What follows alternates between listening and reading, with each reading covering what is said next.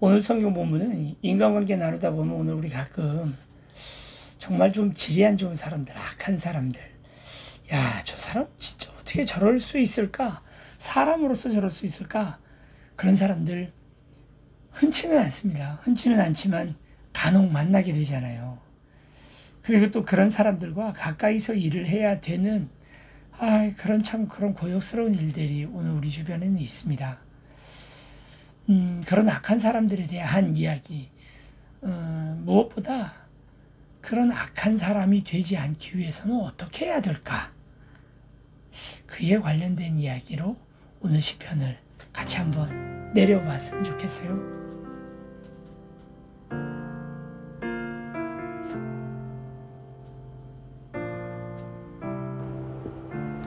포악한 자여, 내가 어찌하여 악한 계획을 스스로 자랑하는가? 하나님의 인자하심은 항상 있도다. 내 혀가 심한 악을 꾀하여 날카로운 삭도같이 간사를 행하는도다. 내가 선보다 악을 사랑하며 의를 말함보다 거짓을 사랑하는도다. 셀라. 간사한 혀여, 너는 남을 해치는 모든 말을 좋아하는도다. 그런즉 하나님이 영원히 너를 멸하시며 너를 붙잡아 내 장막에서 뽑아내며 살아있는 땅에서 내 뿌리를 빼시리로다. 셀라. 의인이 보고 두려워하며 또 그를 비웃어 말하기를 이 사람은 하나님을 자기 힘으로 삼지 아니하고 오직 자기 재물의 풍부함을 의지하며 자기의 악으로 스스로 든든하게 하던 자라 하리로다. 그러나 나는 하나님의 집에 있는 푸른 감람나무 같으며 하나님의 인자하심을 영원히 의지하리로다. 주께서 이를 행하셨으므로 내가 영원히 주께 감사하고 주의 이름이 선하심으로 주의 성도 앞에서 내가 주의 이름을 사모하리이다.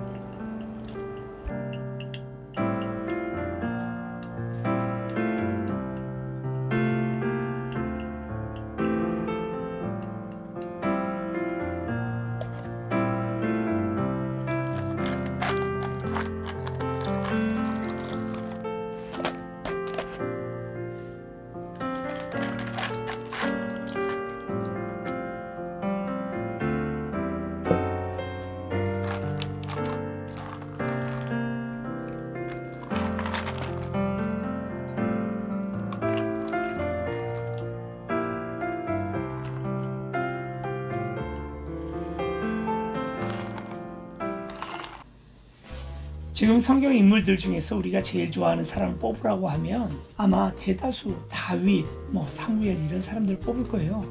그 중에서도 가장 유력하게 1등을 차지할 만한 사람이 아마 다윗이죠. 그의 영웅적인 행동이라든지 아니면 하나님 앞에 또 이렇게 돌아오고 하나님께 충성을 다하고 시를 짓고 찬양을 부르고 하는 모습들 속에서 참 매력이 많은 사람인 것이 사실입니다. 그럼에도 불구하고 당시에는 다윗을 싫어하는 사람들도 많았다는 것을 우리가 볼 수가 있어요. 다윗과 사울 사이에 이렇게 너무 좋았죠. 사울이 다윗을 사랑하고 또 다윗이 사울을 사랑하고 하는 것들이 너무 좋았는데, 그런데 이제 이것이 어느 순간 깨져버리고 맙니다. 그 사이에는 이간질하는 사람들이 있었거든요.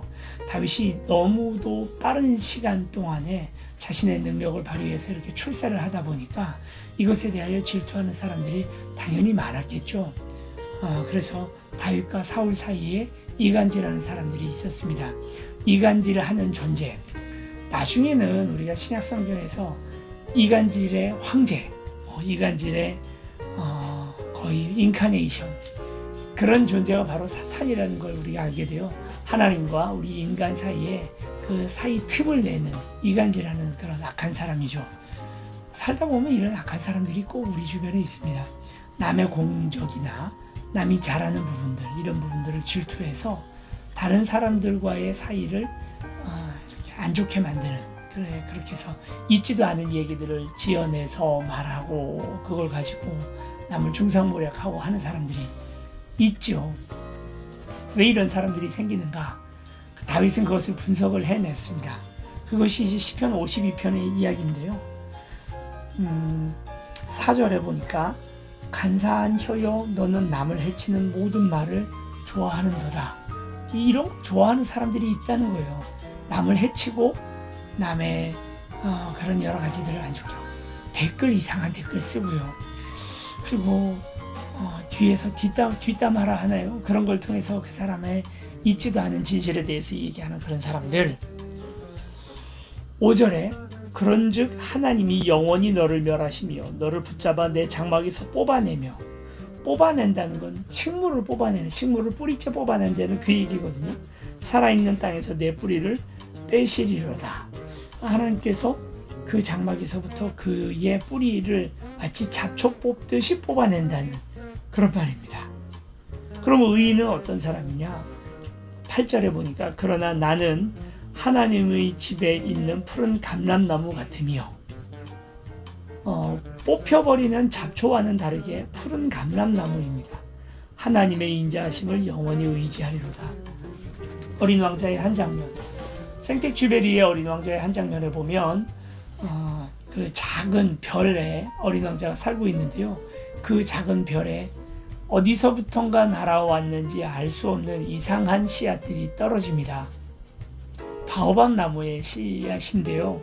근데 그 나무가 더 커서 자라나게 되면 이 별이 공중 폭발을 일으키게 될 수밖에 없으니까 결국 이 나무가 더 자라나기 전에 빨리 뽑아주는 거죠. 우리 인격의 수양이라는 게 사실 그런 거예요. 나의 인격을, 나의 고매한 인격을 지키기 위해서 이게 어디서부터 날아온 가라지 씨앗인지 몰라요. 그 바오밥 나무의 씨앗을 계속 뽑아줘야 되거든요. 하나님께서 악인을 뽑아내는 것도 사실이지만 우리 마음에 이 악인들의 그런 누군가를 질투하고 싫어하고 또 분내고 화내는 그 마음들도 계속 씨앗처럼 날아옵니다. 뽑아줘야죠.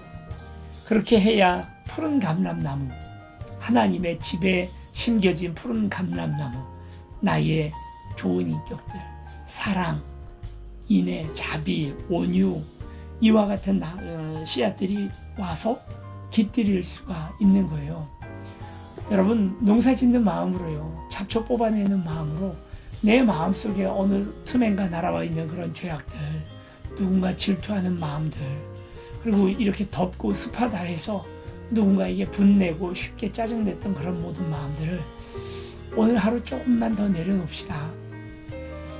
그렇게 해서 저 어린 왕자가, 사실 우리의 세계라는 것이 어린 왕자의 작은 별처럼 작은 거거든요. 지구처럼 커다란 별이면, 이렇게 드넓은 별이면 그 안에 바오밥 나무 몇 그루 있다 해서 그 별이 폭파하진 않아요. 근데 내 마음은 작잖아요. 이 작은 마음에 그 조그마한 분노 하나가 내 마음을 얼마나 흔들어 놓는지 몰라요.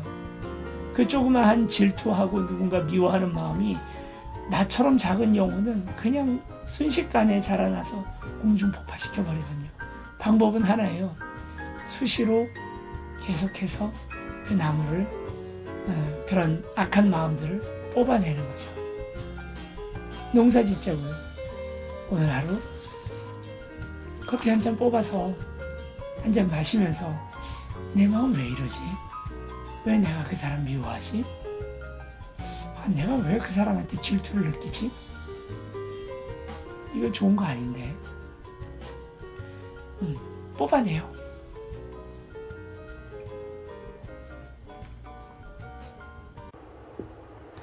포악한 자여, 내가 어찌하여 악한 계획을 스스로 자랑하는가? 하나님의 인자하심은 항상 있도다. 내 혀가 심한 악을 꾀하여 날카로운 삭도같이 간사를 행하는도다. 내가 선보다 악을 사랑하며 의르 말함보다 거짓을 사랑하는도다. 셀라. 간사한 혀여, 너는 남을 해치는 모든 말을 좋아하는도다.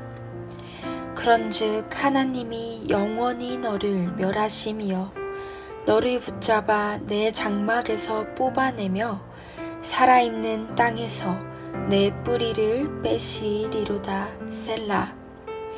의인이 보고 두려워하며 또 그를 비웃어 말하기를 이 사람은 하나님을 자기 힘으로 삼지 아니하고 오직 자기 재물의 풍부함을 의지하며 자기의 악으로 스스로 든든하게 하던 자라 하리로다. 그러나 나는 하나님의 집에 있는 푸른 감람나무 같으며 하나님의 인자하심을 영원히 의지하리로다. 주께서 이를 행하셨으므로 내가 영원히 주께 감사하고 주의 이름이 선하심으로 주의 성도 앞에서 내가 주의 이름을 사모하리이다.